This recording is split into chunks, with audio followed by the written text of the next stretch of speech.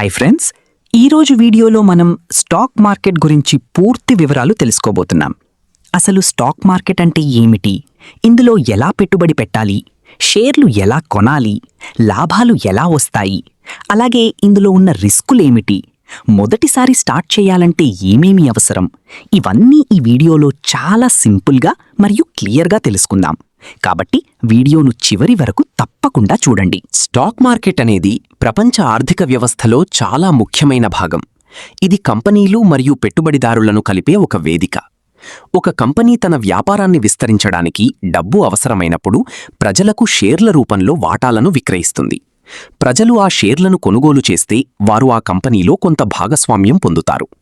ఉదాహరణకు, మీరు ఒక కంపెనీకి చెందిన షేర్లు కొనుగోలు చేస్తే ఆ కంపెనీ ఎదిగితే మీ పెట్టుబడి విలువ కూడా పెరుగుతుంది.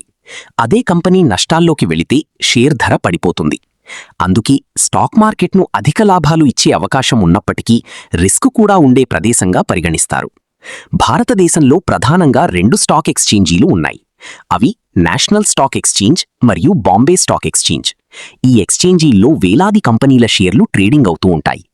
మార్కెట్లో షేర్ ధరలు డిమాండ్ మరియు సప్లై ఆధారంగా మారుతూ ఉంటాయి.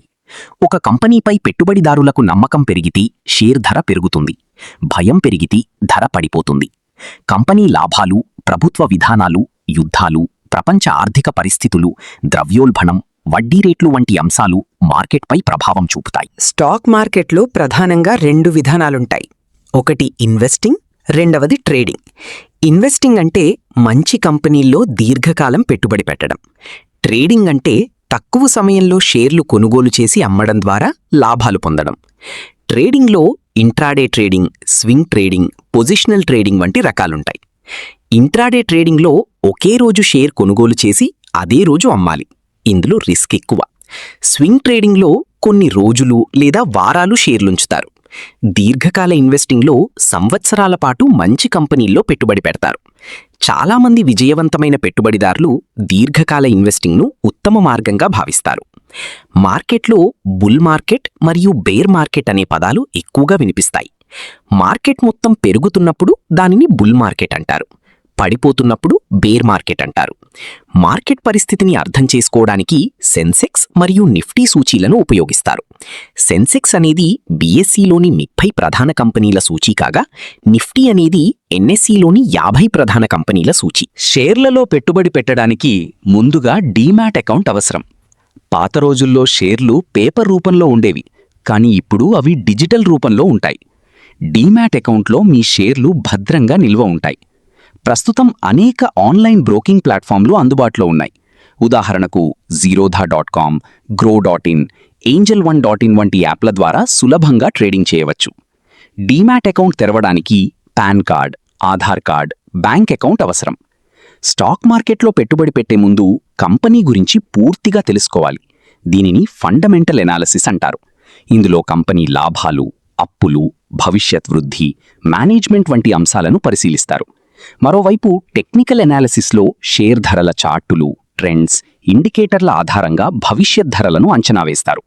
ట్రేడర్లు ఎక్కువగా టెక్నికల్ ఎనాలిసిస్ను ఉపయోగిస్తారు. స్టాక్ మార్కెట్లో ఐపీఓ అనే పదం కూడా చాలా ముఖ్యమైనది. ఐపీఓ అంటే ఇనీషియల్ పబ్లిక్ ఆఫరింగ్. ఒక ప్రైవేట్ కంపెనీ మొదటిసారి ప్రజలకు షేర్లు అమ్మినప్పుడు దానిని ఐపీఓ అంటారు. ఐపీఓ ద్వారా కంపెనీ పెద్ద మొత్తంలో నిధులు సేకరిస్తుంది.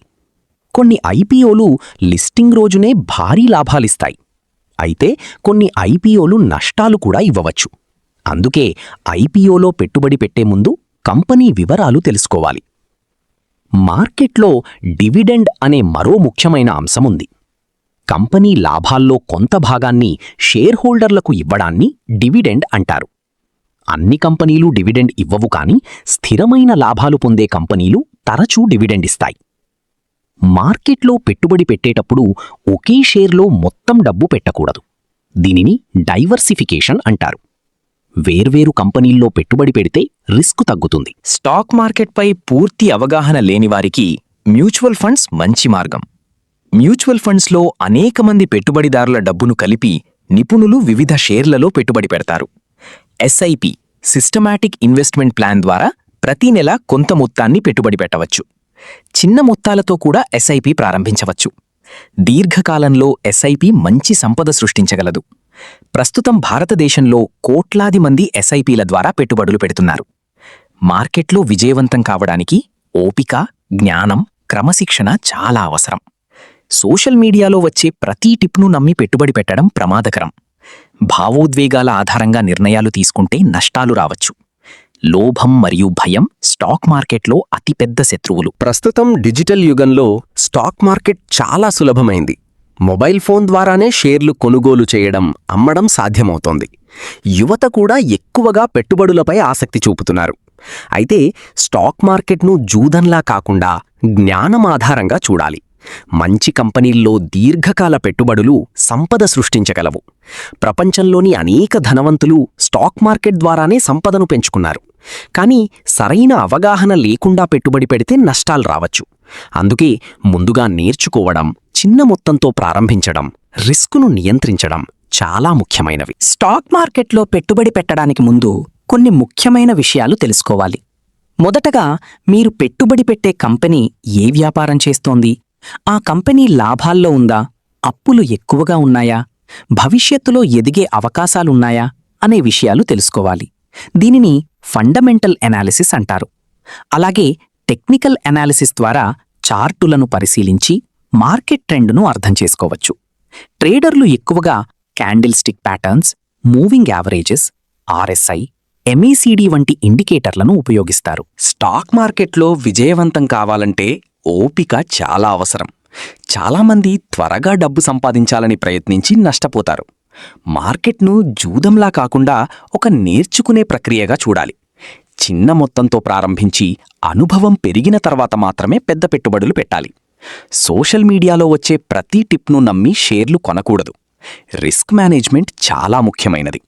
ఒకే కంపెనీలో మొత్తం డబ్బు పెట్టకుండా వేరువేరు కంపెనీల్లో పెట్టుబడి పెట్టాలి. దీనిని డైవర్సిఫికేషన్ అంటారు. అలాగే స్టాప్ లాస్ ఉపయోగించడం ద్వారా పెద్ద నష్టాలను తగ్గించవచ్చు. ప్రస్తుతం మొబైల్ యాప్లు మరియు డిజిటల్ టెక్నాలజీ వల్ల స్టాక్ మార్కెట్ అందరికీ చేరువైంది. యువత కూడా పెట్టుబడులపై ఎక్కువ ఆసక్తి చూపుతున్నారు. కానీ స్టాక్ మార్కెట్లో విజయానికి ప్రధానమైనవి జ్ఞానం, ఓపిక, క్రమశిక్షణ మరియు సరైన నిర్ణయాలు.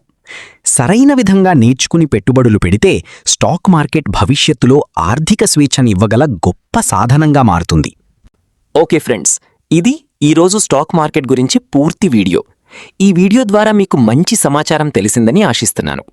ఇలాంటి మరిన్ని ఇంట్రెస్టింగ్ మరియు నాలెడ్జ్ఫుల్ వీడియోలు కావాలంటే కామెంట్లో తప్పకుండా చెప్పండి.